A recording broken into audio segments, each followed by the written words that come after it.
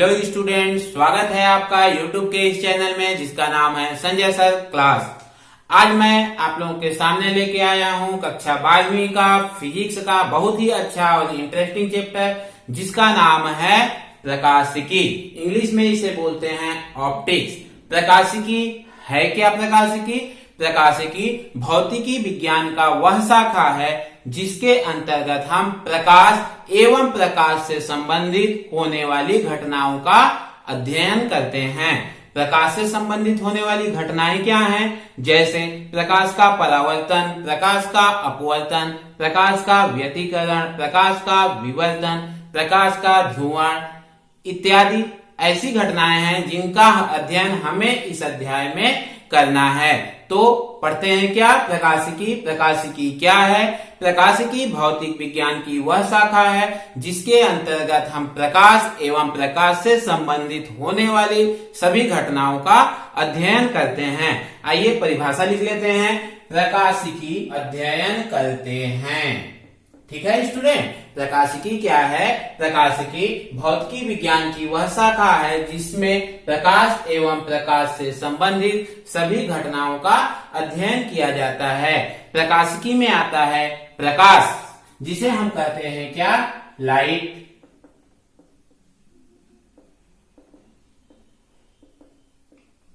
प्रकाश का परिभाषा हम कक्षा 9वीं और 10वीं के लेवल में पढ़ चुके हैं, जान चुके हैं कि प्रकाश होता क्या है। प्रकाश क्या होता है? प्रकाश हमें चीजों को देखने में समर्थ बनाता है। जैसे ये मार्कर है, यदि हम इस मार्कर को देख पा रहे हैं तो क्यों? प्रकाश की वजह से, लाइट की वजह से। मतलब प्रकाश, और एक परिभाषा हमने पढ़ा था कि प्रकाश ऊर्जा का छोटे छोटे बंडलों के रूप में आता है, हमारी आंखों से टकराता है, हमारी आंखों को, हमारी रेटिना को ऊर्जा देता है, जिसकी वजह से हम वस्तुओं को देख पाते हैं। कहने का मतलब साफ है, हमने जो पिछले क्लास में पढ़ा है वो ये पढ़ा है कि प्रकाश हमें चीजों को देखने में समर्थ बनाता है। प्रकाश क्या करता है? चीजों को देखने में समर्थ बनाता है। लेकिन अब हमारा स्टैंडर्ड क्या हुआ है? बढ़ चुका है। हम 9वीं और 10वीं का लेवल पार करके अब पहुंच चुके हैं कहाँ? 12वीं में। और जब हमारा स्टैंडर्ड बदलता है तो पढ़ने का भी स्टैंडर्ड क्या होता है? बदल जाता है। अब जो हमको पढ़ना है, अब जो हम प्रकाश के बारे में जानना है वो ये है कि प्रकाश विद्युत चुंबकीय तरंगे हैं। प्रकाश क्या है स्टूडेंट? प्रकाश विद्युत चुंबकीय तरंगे हैं। ये विद्युत चुंबकीय तरंगे क्या होती हैं? जैसे एक्सरे किरण। एक्सरे का उपयोग कहाँ होता है? जब हमारे शरीर की हड्डियां टूटी हुई होती हैं, हम जाते हैं डॉक्टर के पास, डॉक्टर एक्सरे करते हैं और एक्सरे के द्वारा प्रतिबिंब निकाल के बताता है कि हमारे शरीर का कौन सा अंग टूटा हुआ है। किसकी सहायता से? एक्सरे की सहायता से। माइक्रोवेव है। माइक्रोवेव का उपयोग कहाँ होता है? माइक्रो ओवन में होता है, जहां पे हम खाना उसमें बनाते हैं, खाना गर्म करते हैं, समोसे गर्म करते हैं। गामा किरणें हैं, अल्ट्रा बैगनी किरणें हैं, बहुत सारे ऐसी किरणें हैं जो क्या हैं? विद्युत चुंबकीय तरंगे हैं। उन्हीं विद्युत चुंबकीय तरंगों के अंतर्गत आता है क्या? दृश्य तरंगे। लिख लें इसको। ठीक स्टूडेंट, ये क्या है? प्रकाश विद्युत चुंबकीय तरंगों का समूह है। जैसे एक्स किरणें, पराबैंगनी किरणें, गामा किरणें, माइक्रोवेव इत्यादि। इन्हीं के अंतर्गत है क्या? दृश्य तरंग। क्या है? दृश्य तरंग। दृश्य तरंग में है बैगनी, जामुनी, नीला, हरा, पीला, नारंगी और लाल। दृश्य तरंगों में ये 7 रंग होते हैं। बैगनी, जामुनी, नीला, हरा, पीला, नारंगी और लाल। इनका ये क्रम होता है, ये ध्यान रखना है। और इन 7 रंगों से मिलकर बनता है क्या? श्वेत प्रकाश, जिसे हम क्या कहते हैं? प्रकाश कहते हैं। इन्हीं 7 रंगों से मिलकर बनता है श्वेत प्रकाश। इनका एक निश्चित तरंग दैर्घ्य होता है। बैगनी रंग का जो तरंग दैर्घ्य होता है लैम्डा इक्वल टू होता है 3500 एंगस्ट्रॉन और लाल रंग का जो तरंग दैर्घ्य होता है lambda equal to 7500 angstrom. Angstrom क्या होता है? एक एंगस्ट्रॉन बराबर होता है 10⁻⁻10 मीटर। ठीक है स्टूडेंट, लेमडा का मान एंगस्ट्रॉन का मान कितना होता है? एक एंगस्ट्रॉन बराबर 10⁻⁻10 मीटर होता है। ए को क्या बोलते हैं? हम एंगस्ट्रॉन बोलते हैं, इसे हम एंगस्ट्रॉन पढ़ते हैं। ठीक है, बाकी बैगनी और लाल रंग के बीच में जितने भी रंग हैं सभी का तरंग दैर्घ्य 3500 एंगस्ट्रॉन से 7500 एंगस्ट्रॉन के मध्य होता है। मतलब सबसे कम तरंग दैर्घ्य किसका होता है? बैगनी रंग का होता है। सबसे अधिक तरंग दैर्घ्य किसका होता है? लाल रंग का होता है। कभी कभी इसमें प्रश्न ये पूछा जाता है कि लाल रंग का उपयोग हम सिग्नल के रूप में ज्यादा क्यों करते हैं? क्यों करते हैं? क्योंकि लाल रंग का तरंग दैर्घ्य सर्वाधिक होता है, वो सर्वाधिक दूरी तक ट्रेवल कर सकता है, इसलिए लाल रंग का उपयोग ज्यादातर सिग्नल के रूप में किया जाता है। ध्यान रखिएगा। ठीक है स्टूडेंट, तो परिभाषा क्या बना प्रकाश का? प्रकाश विद्युत चुंबकीय तरंगों का समूह है जिसका तरंग दैर्घ्य 3500 एंगस्ट्रॉन से 7500 एंगस्ट्रॉन के बीच। परिभाषा को आप ध्यान में रखिएगा कि प्रकाश विद्युत चुंबकीय तरंगों का समूह है जिसका तरंग दैर्घ्य 3500 एंगस्ट्रॉन से 7500 एंगस्ट्रॉन के बीच में होता है। ये परिभाषा आपको अब ध्यान में रखना है। इसके बाद आता है प्रकाश से संबंधित कुछ महत्वपूर्ण बातें। पहली बातें होती हैं कि प्रकाश को संचरण के लिए, प्रकाश जब संचरण करता है, प्रकाश जब फैलता है, प्रकाश का जब फैलाव होता है तो उसके लिए किसी भी माध्यम की आवश्यकता नहीं होती है।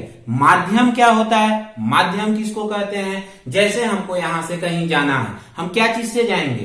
तय है, किसी न किसी बाइक से जाएंगे, किसी न किसी कार से जाएंगे, बस से जाएंगे, ट्रेन से जाएंगे, फ्लाइट से जाएंगे। जाएंगे तो किसी न किसी चीज में बैठ के, और जिसमें भी हम बैठ के जा रहे हैं वो क्या कहलाता है? हमारा माध्यम कहलाता है। लेकिन क्या आपने कभी सोचा है कि सूर्य से पृथ्वी तक जब प्रकाश आता है तो वो क्या चीज से आता है?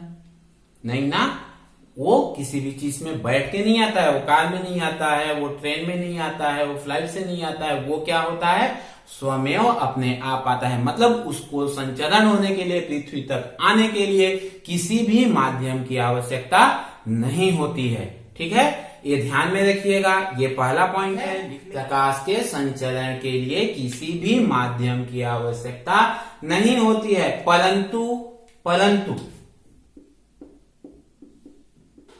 परंतु क्या?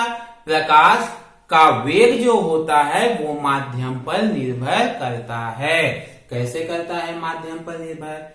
जैसे प्रकाश किसी निर्वात में चला, प्रकाश किसी ठोस में चला, प्रकाश किसी द्रव में चला। हम यहाँ पे माध्यम को लिख लेते हैं थोड़ा सा। ये सपोज करते हैं कि माध्यम है, ये निर्वात है, ये ठोस है, ये द्रव है, ये गैस है। जब प्रकाश निर्वात में गमन करता है, जब प्रकाश निर्वात में चलता है तो उसका वेग क्या होता है? अलग होता है। वेग का क्या मतलब है? जैसे हम किसी बाइक में सफर कर रहे हैं, बाइक चलाते हैं, कभी हमारा गाड़ी 40 के स्पीड में होता है, कभी 50 के स्पीड में होता है, कभी 60 में होता है, कभी कभी 70 पार भी हो जाता है। ये क्या है? वेग है। गाड़ी का क्या है? वेग है, जिसको हम सामान्य भाषा में स्पीड कहते हैं, गति कहते हैं। ठीक है, तो ये वेग है। उसी प्रकार प्रकाश का भी कुछ वेग होता है। जब प्रकाश वेग में चलता है तो उसका माध्यम में वेग क्या होता है? परिवर्तित होता है। निर्वात में चलेगा उसका वेग कुछ और होगा, ठोस में चलेगा उसका वेग क्या होगा? कुछ और होगा, द्रव में चलेगा उसका वेग क्या होगा? कुछ और होगा, गैस में चलेगा उसका वेग क्या होगा? कुछ और होगा। कहने का मतलब प्रकाश का वेग जो होता है वो माध्यम पर निर्भर करता है। प्रकाश को चलने के लिए माध्यम की आवश्यकता नहीं होती। ध्यान रखिएगा, प्रकाश को चलने के लिए माध्यम की आवश्यकता नहीं होती है, लेकिन प्रकाश का वेग माध्यम पर निर्भर करता है। लिख लेते हैं, निर्भर करता है। अब देखिए आगे, निर्वात में प्रकाश का वेग क्या होता है? निर्वात में प्रकाश का वेग सर्वाधिक होता है। निर्वात में प्रकाश का वेग सर्वाधिक होता है। और कितना होता है? ये होता है 3 × 10⁸ मीटर प्रति सेकेंड। ठीक है, कुछ लगा इसको देख के? नहीं लगा? थोड़ा सा इसको बदल देते हैं। 1 2 3 4 5 6 7 8 मीटर प्रति सेकेंड। अभी भी कुछ नहीं लगा? इसको हम मीटर को किस में बदल देते हैं? किलोमीटर में बदल देते हैं। 1000 मीटर बराबर कितना होता है? 1 किलोमीटर होता है। 1000 में कितने जीरो होते हैं? 3 जीरो होते हैं। 3 जीरो को इससे हटा देते हैं तो ये बन जाएगा 1 2 3 4 5 किलोमीटर प्रति सेकेंड। अभी भी नहीं लगा? अब लगेगा। कैसे लगेगा? गिनिए इसको। इकाई, दहाई, सैकड़ा, हजार, 10,000, लाख।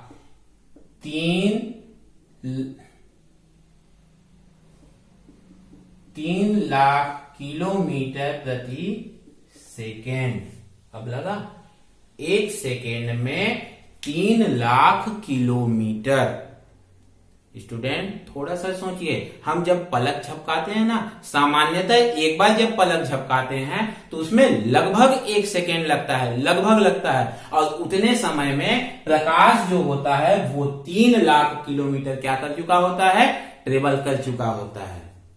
1 सेकेंड में 3 लाख किलोमीटर ट्रेवल कर चुका होता है। और जब सूर्य से, ये सूर्य है, ये पृथ्वी है, सूर्य से प्रकाश चलता है और यहां तक आता है तो इसको यहां तक आने में कितना समय लगता है?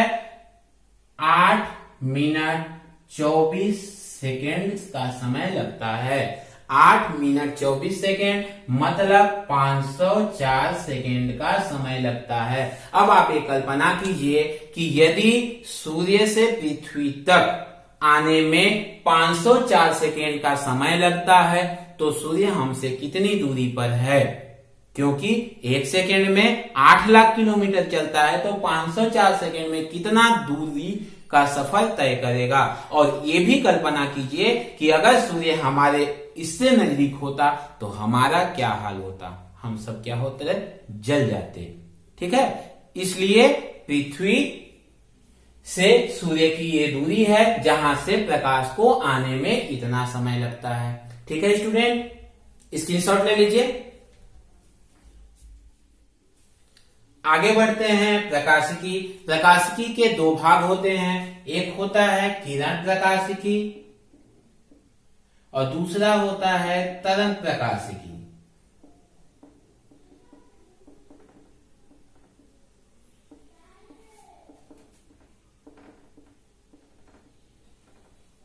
एक होता है किरण प्रकाशिकी, एक होता है तरंग प्रकाशिकी। किरण प्रकाशिकी में क्या होता है? किरण प्रकाशिकी में प्रकाश की जो प्रकृति होती है वो किरण की भांति होती है। तरंग प्रकाशिकी में प्रकाश की जो प्रकृति होती है वो क्या होती है? किसकी भांति होती है? तरंग की भांति होती है। हम किसको अभी पढ़ने जा रहे हैं? पहले हमको पढ़ना है किरण प्रकाशिकी को, इसके बाद में पढ़ेंगे किसके बारे में? तरंग प्रकाशिकी में। किरण प्रकाशिकी में जब आते हैं तो इसमें पहला पॉइंट होता है कि प्रकाश जो है वो कैसे गमन करता है? एक सरल रेखा पथ में गमन करता है। प्रकाश जो होता है एकदम स्ट्रेट चलता है, कहीं भी ऐसे लहराता नहीं है। ठीक है, प्रकाश का पहला पॉइंट है प्रकाश, ये है पहला पॉइंट। क्या? प्रकाश सरल रेखीय पथ पर गमन करता है। सरल रेखीय पथ मतलब ये स्ट्रेट पथ हुआ, ऐसे सीधा गमन करता है। प्रकाश जो होता है वो एक सरल रेखीय पथ पर गमन करता है। ठीक है, इसका दूसरा पॉइंट है प्रकाश के इस सरल रेखीय पथ को क्या कहते हैं डियर स्टूडेंट? किरण कहते हैं। प्रकाश का ये जो सरल रेखीय पथ है इस पथ को हम क्या बोलते हैं? किरण कहते हैं। अब चूंकि जब सूर्य से प्रकाश की किरणें निकलती हैं तो एक एक तो निकलती नहीं है। कैसे निकलती हैं? समूह में निकलती हैं, जिनकी संख्या को तो गिन नहीं सकते हैं हम, ठीक ना। प्रकाश जो निकलता है सूर्य से जब निकलता है किरण के रूप में निकलता है, और एक किरण कोई अकेले तो निकलता नहीं है, किरणों का क्या होता है? समूह होता है। इस टाइप से ऐसे समूह होता है, और किरणों के इस समूह को हम क्या बोलते हैं? किरण पुंज बोलते हैं। किरणों का ये जो समूह होता है उसको हम क्या बोलते हैं? किरण पुंज कहते हैं। ये है इन समूह को हम क्या बोलते हैं? किरण पुंज कहते हैं। किन समूह को? इस समूह को हम बोलते हैं क्या? किरण पुंज बोलते हैं। एक प्रकाश की तीन महत्वपूर्ण बातें हैं। पहला बात क्या? प्रकाश सरल रेखीय पथ पर गमन करता है। प्रकाश के इस सरल रेखीय पथ को किरण कहते हैं। किरणों के इन समूह को क्या कहते हैं? हम किरण पुंज कहते हैं। ठीक है। अब फिर यहाँ पे एक प्रश्न बनता है। क्या प्रश्न बनता है? जब प्रकाश किरण एक माध्यम से दूसरे माध्यम में प्रवेश करता है तो क्या होता है? ठीक है। जैसे सूर्य से प्रकाश आ रहा है, सूर्य से निर्वात से कहाँ घुसा? हवा में घुसा। वायुमंडल है, वायुमंडल में घुसता है। हर वायुमंडल से जैसे जैसे ऊपर चलते जाते हैं क्या होता है? परत दर परत क्या होता है? सघन विरल होते रहता है। ठीक है। माध्यम बदल रहे हैं तो क्या होता है? जब प्रकाश एक माध्यम से दूसरे माध्यम में प्रवेश करता है। प्रश्न को लिख लेते हैं। क्या होता है जब प्रकाश एक माध्यम से दूसरे माध्यम में प्रवेश करता है? देखते हैं। ये कोई माध्यम है, ठीक है। ये इधर कोई अलग माध्यम है, ये कोई अलग माध्यम है। इधर मान लेते हैं, इधर क्या है? पहला माध्यम है। इधर क्या है? दूसरा माध्यम है। और इन दोनों माध्यमों को ये जो रेखा है वो क्या कर रहा है? पृथक कर रहा है, अलग अलग कर रहा है। तो इसको हम क्या बोलेंगे? पृथककारी पृष्ठ। क्या बोलेंगे? पृथककारी पृष्ठ बोलेंगे। ठीक है। ये एक माध्यम हुआ, ये दूसरा माध्यम हुआ, ये बीच में एक पृथककारी पृष्ठ है जो दोनों माध्यमों को क्या करता है? अलग अलग करता है। अब आते हैं हम पहले कंडीशन पे। मान लेते हैं ये कोई प्रकाश किरण है जो इस पर आ रहा है। इस आने वाली किरण को हम क्या बोलते हैं? आपतित किरण बोलते हैं। क्या बोलते हैं? आपतित किरण बोलते हैं। ये प्रकाश आपतित किरण आया, इस पृथककारी पृष्ठ पर टकराया।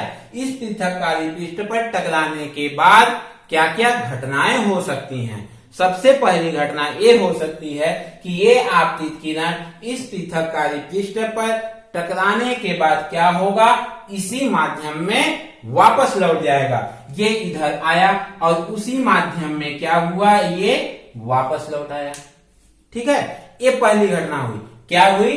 आपतित किरण जिस माध्यम में पृथककारी पृष्ठ से टकराया उसी माध्यम में क्या हो गया? वापस हो गया। ठीक है। ये पहली घटना हुआ। क्या हुआ? आपतित किरण पृथककारी पृष्ठ से टकराने के बाद उसी माध्यम में वापस लौट गई। ये पहला कंडीशन हुआ। दूसरा कंडीशन क्या हुआ कि ये आपतित किरण जब पृथककारी पृष्ठ पर टकराई तो अगर ये पृथककारी पृष्ठ नहीं होता, माध्यम दूसरा नहीं होता, तो ये आप प्रकाश किरण क्या होता? ऐसे सीधा निकल जाता। ठीक है। लेकिन क्या हुआ? माध्यम बदला, तो पृथककारी पृष्ठ से टकराने के बाद ये अपने रास्ते से क्या होता है? भटक जाता है। ऐसे हो जाता है, भटक जाता है मतलब विचलित हो जाता है, या फिर इधर चला जाता है ऐसे। ठीक है। कहने का मतलब ये है कि आपतित किरण एक माध्यम से दूसरे माध्यम में जब प्रवेश करती है तो अपने मार्ग से क्या होती है? विचलित हो जाती है। ठीक है। लिख लेते हैं। क्या होता है? आपतित किरण दूसरे माध्यम में अपने जो वास्तविक पथ है इस पथ से क्या होता है? विचलित हो जाता है। ठीक है। इसका वास्तविक पथ क्या होना चाहिए? ये होना चाहिए। लेकिन ये ना होके या तो इधर हो जाता है या तो इधर हो जाता है। ठीक। कुल मिलाकर अपने वास्तविक जो पथ है उससे क्या होता है? ये विचलित हो जाता है। ये हुई दूसरी घटना। अब आती है तीसरी घटना। वो ये कि जब आपतित किरण पृथककारी पृष्ठ पे टकराता है तो क्या होता है? दूसरे माध्यम में प्रवेश ही नहीं करता। पहले माध्यम में भी वापस नहीं होता, तो होता क्या है, प्रकाश जाता कहाँ है, प्रकाश इस पृथककारी पृष्ठ पर क्या होता है, अवशोषित हो जाता है। प्रकाश इस पृथककारी पृष्ठ पर क्या होता है, अवशोषित हो जाता है। समझ में आया? प्रकाश पहला घटना हुआ, उसी माध्यम में वापस, दूसरा घटना हुआ कि अपने मार्ग से विचलित हो गया, तीसरा घटना ये हो रहा है कि पृथककारी पृष्ठ पर क्या हो रहा है, अवशोषित हो जा रहा है। लिख लेते हैं, आपतित किरण क्या होता है, प्रकाश इस पृथककारी पृष्ठ पर अवशोषित हो जाती है। ठीक है, एक उदाहरण देखते हैं किसका, कि कब आपतित किरण पृथककारी पृष्ठ से टकराने के बाद उसी माध्यम में वापस होती है। कब होती है, हम जब आईना देखते हैं, दर्पण देखते हैं, तो होता क्या है, हमारा प्रतिबिंब उसमें दिखाई देता है। कैसे दिखाई देता है, प्रकाश किरणें जो दर्पण पर आपतित होती हैं वह उसी माध्यम में वापस हो जाती है। इस माध्यम में प्रवेश की, इस माध्यम में इस पे आई, इस पे टकराई ऐसे, और इसी माध्यम में वापस हो जाती हैं। ठीक है, दूसरा घटना क्या, कब होता है विचलित, जब हम अपने पेन को सपोज ग्लास में पानी भर के डाल रहे हैं, तो पानी में जब हम अपने पेन को देखेंगे तो पानी से बाहर वाला भाग तो सीधा दिखाई देगा, लेकिन जैसे ही पानी से नीचे वाले भाग को देखेंगे हमको पेन क्या होगा, थोड़ा सा टेढ़ा दिखाई देगा। मतलब क्या कि उसका जो प्रकाश है वो क्या है, प्रकाश किरण है, अपने मार्ग से क्या हो गया, विचलित हो गया, इसलिए हमको पेन टेढ़ा दिखाई देता है। ठीक है, तीसरी घटना कब होता है अवशोषित, मान लीजिए हम टार्च जला रहे हैं किसी दीवार पे, दीवार पे जब हम टार्च का फोकस देते हैं तो दीवार के उस पर लाइट नहीं जाता है, प्रकाश नहीं जाता है, तो कहां जाता है, दीवार में क्या होता है, प्रकाश अवशोषित हो जाता है। ठीक है, ये हुआ अवशोषित। पहली घटना को जब प्रकाश जिस माध्यम में आपतित होता है उसी माध्यम में वापस लौट जाता है, वापस लौटने को हम बोलते हैं क्या, परावर्तित किरण। क्या बोलते हैं, परावर्तित किरण। और इस घटना को बोलते हैं क्या हम, परावर्तन। एक माध्यम में गया, उसी माध्यम में वापस हो गया, इस घटना को हम क्या बोलते हैं, परावर्तन। ठीक है, दूसरी घटना क्या घटी, एक किरण एक माध्यम में आपतित हुई, पृथककारी पृष्ठ से टकराकर दूसरे माध्यम में प्रवेश हुई, अपने मार्ग से विचलित हुई, इस घटना को बोलते, इस किरण को बोलते हैं अपवर्तित किरण। क्या बोलते हैं, अपवर्तित किरण। और इस घटना को बोलते हैं अपवर्तन। ठीक है, इस घटना को क्या बोलते हैं, अपवर्तन। तीसरी घटना, आपतित किरण पृथककारी पृष्ठ पर जब ऐसे अवशोषित हो जाती है इस पृष्ठ पर, ठीक है, इसको बोलते हैं हम क्या, इस घटना को बोलते हैं अवशोषण। ठीक है, इस घटना को हम क्या बोलते हैं, अवशोषण। अब हमको पढ़ना है आगे प्रकाश का परावर्तन और प्रकाश से परावर्तन से संबंधित नियम, अगले क्लास में पढ़ेंगे। आज के लिए इतना ही। एक बार रिमाइंड कर लेते हैं, प्रकाशिकी क्या है, प्रकाशिकी भौतिकी विज्ञान की वह शाखा है जिसके अंतर्गत प्रकाश एवं उससे संबंधित घटनाओं के बारे में अध्ययन करते हैं। प्रकाश विद्युत चुंबकीय तरंगों का समूह है जिसका तरंगदैर्घ्य 3500 एंगस्ट्रॉम से 7500 एंगस्ट्रॉम के बीच में होता है। ठीक है, प्रकाश के संचरण के लिए माध्यम की आवश्यकता नहीं होती। प्रकाश का वेग एक माध्यम पर निर्भर करता है। प्रकाश का वेग सर्वाधिक निर्वात में होता है, कितना, 3 लाख किलोमीटर प्रति सेकेंड। प्रकाश को सूर्य से पृथ्वी तक आने में 504 सेकेंड या 8 मिनट 24 सेकेंड का समय लगता है। ठीक है, प्रकाशिकी के 2 भाग हैं, किरण प्रकाशिकी और तरंग प्रकाशिकी। किरण प्रकाशिकी में प्रकाश की प्रकृति किरण की भांति होती है। तरंग प्रकाशिकी में प्रकाश की प्रकृति लहरों की भांति होती है। ठीक है, प्रकाश सरल रेखीय पथ पर गमन करता है। इस सरल रेखीय पथ को किरण कहते हैं। इन किरणों के समूह को किरण पुंज कहते हैं। प्रकाश जब एक माध्यम में आपतित होता है और उसी माध्यम में वापस लौट जाता है, इससे प्रकाश का परावर्तन करते हैं। दूसरे माध्यम में प्रवेश करके यदि वो अपने मार्ग से विचलित हो जाता है तो इसे प्रकाश का अपवर्तन करते हैं। और दूसरे माध्यम में प्रवेश न करके उसी माध्यम में क्या होता है, पृथक कार्य पृष्ठ पर अवशोषित हो जाता है, इसे अवशोषण कहते हैं। ठीक है स्टूडेंट, आज के लिए इतना ही। यदि आपको ये लेक्चर क्लास पसंद आया है तो प्लीज चैनल को लाइक कीजिए, सब्सक्राइब कीजिए और अपने दोस्तों में शेयर कीजिए।